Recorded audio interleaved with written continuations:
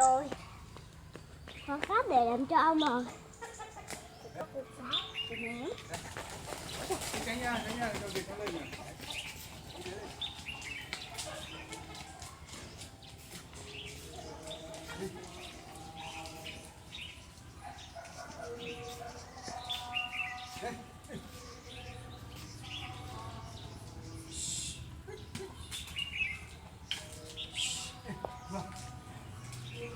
Vâng.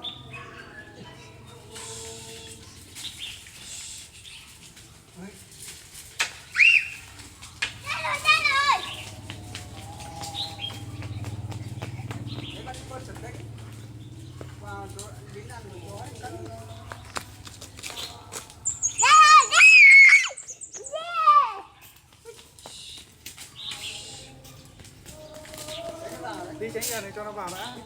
Từ từ Tí ơi. Tí đi ra. Tí chặn ở đấy là thì nó sao con nào nó ra mấy. Tí ơi. Cứ này lại. Con này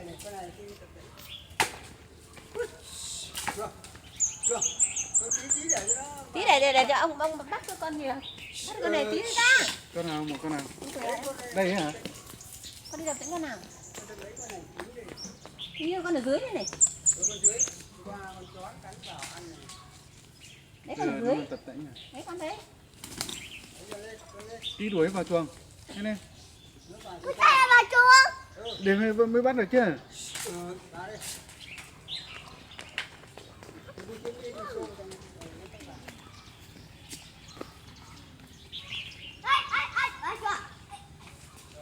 Đi tránh ra. Đi tránh ra.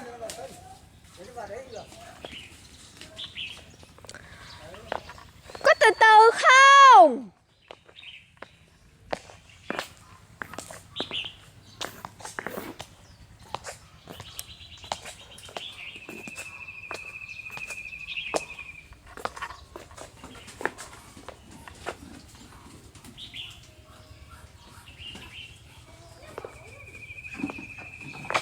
Đi vào nhé. Kệ nó cho nó ra.